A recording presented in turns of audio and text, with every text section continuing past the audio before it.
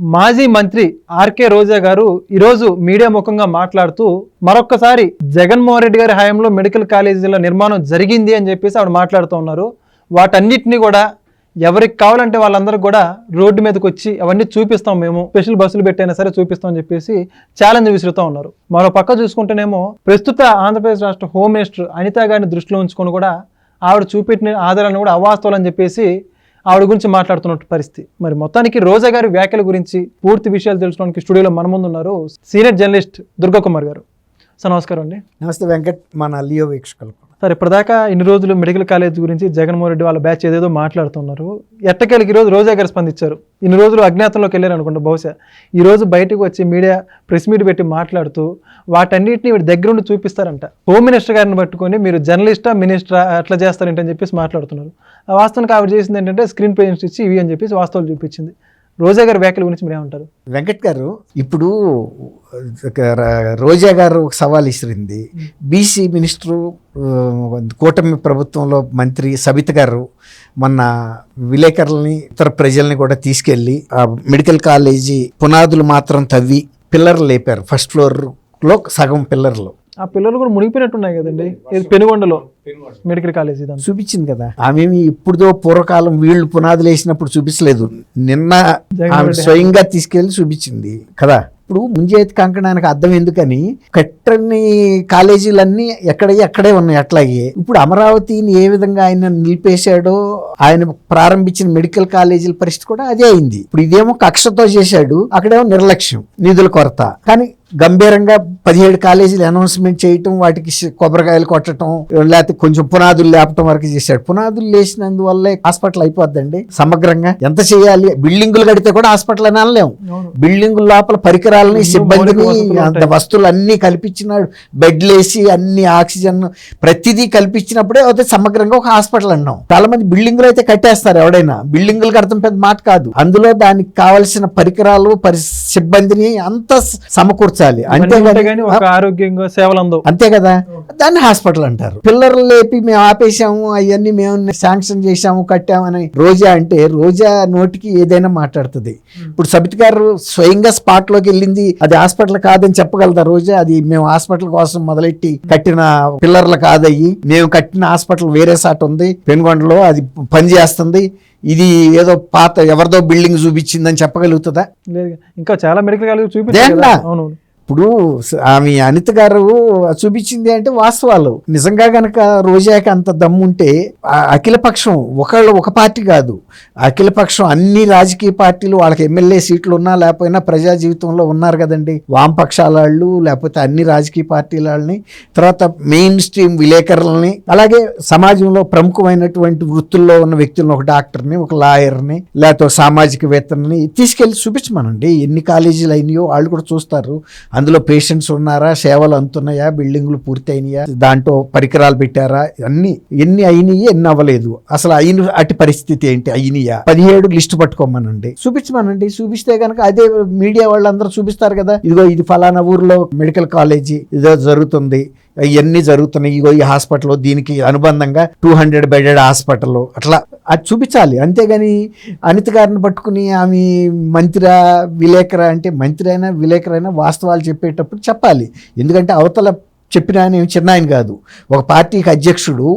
ఆయన ఏ అబద్ధమైనా నేను మీడియా ముందు మాట్లాడేస్తాను, చంద్రబాబు నాయుడు గారు ఆ మర్డర్ చేయకపోయినా చేశాడని వాళ్ళ బాబాయ్ విషయంలో చెప్పాడు కదా, ఏదైనా చెబుతున్నాడు ఆయన. అప్పటికే ముఖం పక్కకు తిప్పుకుని చూడటమే చూసే వాళ్ళకు కూడా అర్థమైపోయింది ఇతను ఎక్కడ కట్టాడు. అప్పటికే కొంత చర్చ జరగటం మీడియాలో, పత్రికల్లోనూ, ఎలక్ట్రానిక్ మీడియాలోనూ, సోషల్ మీడియాలోనూ అసంపూర్తిగాను, లేకపోతే ప్రారంభించిన కొద్ది రోజుల్లోనే నిర్మాణాలు ఆగిపోయినాయి. మెడికల్ కాలేజెస్ చూశారు అందరూ. చూసిన తర్వాత కూడా ఆయన ఆ మాట మాట్లాడుతున్నాడంటే, ఇక దాన్ని పట్టుకుని రోజా గారు కూడా ఎస్ మేము కట్టేసామంటే చూపించండి, మంచిదే కదా. ఆ ప్రాంత ప్రజలు కూడా తెలుసుకుంటారు, ఓహో మనకి తెలియలేదుగా ఉన్నాం, హాస్పిటల్ కట్టారు, నడుస్తుంది, మనమే వెళ్ళటం లేదుగా ఉన్నాం. ఈ హాస్పిటల్స్కి ఆ నియోజకవర్గంలో కానీ, ఆ డివిజన్లో కానీ ఒక మెడికల్ కాలేజ్ అనేది చిన్న అంశం కాదు కదండి. తర్వాత ఆ మెడికల్ కాలేజీలో ఎన్ని సీట్లు ఇచ్చారో, వాళ్ళ విద్యార్థుల పేర్లు ఏంటో కూడా బయటకు పెట్టాలి కదా. ఏ సంవత్సరం నుంచి మెడికల్ కాలేజెస్ మొదలైపోయినాయో, అడ్మిషన్స్ అయినాయో, ఇప్పుడు ఏ బ్యాచ్ జరుగుతుందో. అంటే మరి నిధులు కూడా చాలా భారీ మొత్తంలో కేటాయించు అని చెప్పేసి కేంద్రం చెబుతూ ఉంది, అదే నాబార్డు ఇవన్నీ కూడా.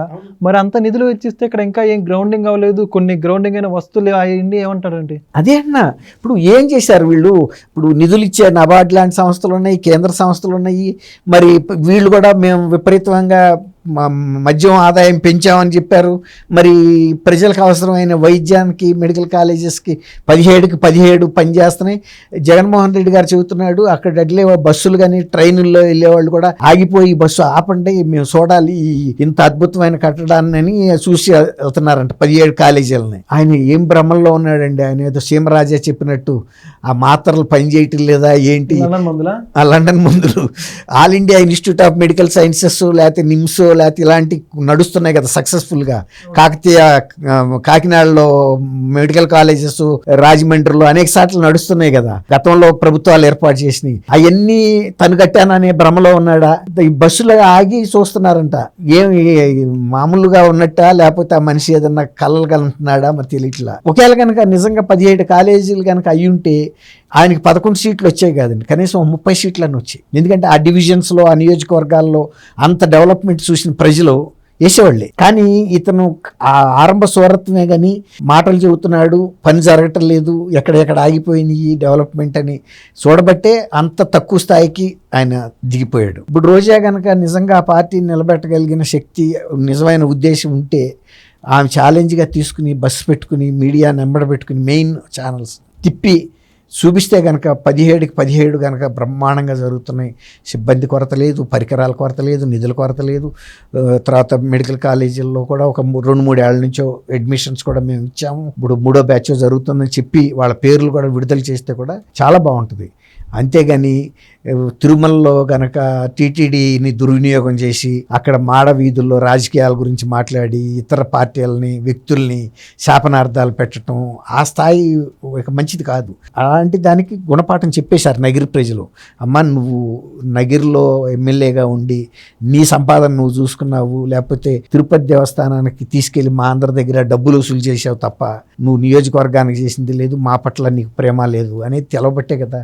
ఇప్పుడు కూడా జగన్మోహన్ రెడ్డి అప్పుడు కూడా ఒకప్పుడు చెప్పింది, ఏదన్నా అన్యాయం జరిగితే గన్ కన్నా ముందు జగన్ అన్న వస్తాడని కూడా అప్పుడు కూడా చెప్పింది. నిజమే అనుకున్నారు. అంటే రోజా చెప్తుంది కదా, మరి జగన్ గన్ కన్నా మానభంగాలు జరిగితే వెళ్ళి వాసిరెడ్డి పద్మ గారు చెప్పింది, ఏదన్నా దాని మీద చర్య తీసుకోవాలి గట్టిగా అని. అంటే ఇవన్నీ నాకు ఎందుకు చెబుతావు, ఏదన్నా లాభసాటిగా ఉన్న బిజినెస్లో వాటి గురించి, ఆ స్కీముల గురించి చెప్పు, మీరేం చేసుకుంటారో చేసుకోండి అని నిర్లక్ష్యంగా మాట్లాడేవాడు. ఇప్పుడు ఏదైనా సీఎం కూడా దమ్ముగా ఉంటే గనక వాళ్ళకి అండగా ఉంటే పోలీసులు భయపడతారు. ఆ సీఎం ఇంట్రెస్ట్ చూపించలేదు, పద్మ వస్తే మాత్రం మనం పట్టించుకోవాల్సిన అవసరం ఏంటని.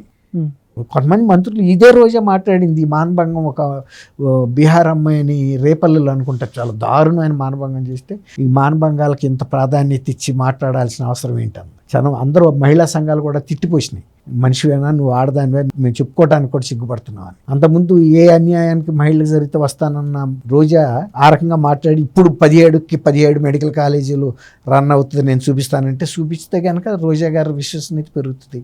లేదు చూపించలేకపోతే కనుక ఆల్రెడీ పార్టీని ఎవరు నమ్మే పరిస్థితిలో లేరు. నిన్న జగన్మోహన్ రెడ్డికి చెప్తేనే నమ్మట్లేదు, ఎందుకంటే వాస్తవాలు ప్రజల్లో ఉన్నాయి. అయ్యాన మెడికల్ కాలేజీలు ప్యాలెస్ ప్రాంగణంలో కట్టిన రహస్యమైన కట్టడాలా ఆగిపోయినన్ని అన్ని 17 ప్రదేశాల్లో 17 జిల్లాల్లో ఉన్నాయి కదా. కాబట్టి వాటికి ముసుగులే ఉంది. అదే అక్కడైతే రిషికొండ మీద కట్టినాటికైతే ఆకుపచ్చ పట్టాలు కట్టి కప్పారు. అది ఎందుకు కట్టారో తెలియక, ఎట్టా ఏం చెప్పాలో తెలియక ఇప్పుడు బయటకు తీశారుగా పట్టాలు. తీసి మొన్న డిప్యూటీ సీఎం గారు వెళ్ళేటప్పటికి పెచ్చులు ఊడిపడుతున్నాయి, ఫాల్స్ సీలింగ్లన్నీ, ఎక్కడికాడ వాటర్ లీక్ అవుతున్నాయి. మరి 550 కోట్లు సముద్ర పాలు చేశాడు కదా. అట్లాగే ఈ మెడికల్ కాలేజీలు కూడా కట్టకుండా మరి ఆ నిధులు మీరు అన్నారు, నబార్డ్ ఇచ్చిన నిధులు ఏమని, కేంద్రం ఇచ్చిన నిధులు ఏమని అంటే అది వాళ్ళే చెప్పాలి, అది రోజా గారు చెప్పాలి ఆ సమాధానం. Okay, thank you sir. Thank you Venkat. Please subscribe to Leo news for more videos.